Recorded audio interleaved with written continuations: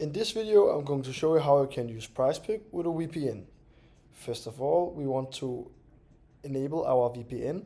So I have it right here, up here, because it's ExpressVPN and I'm on a MacBook.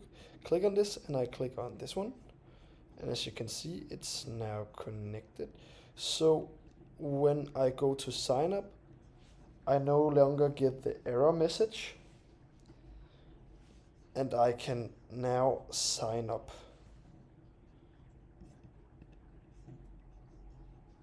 And I want to type in whatever mail I have right here.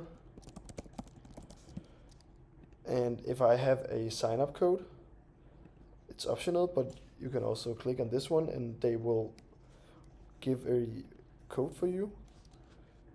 And I'm just using this as a test Gmail, but after you have done this, you want to complete the steps and create your account.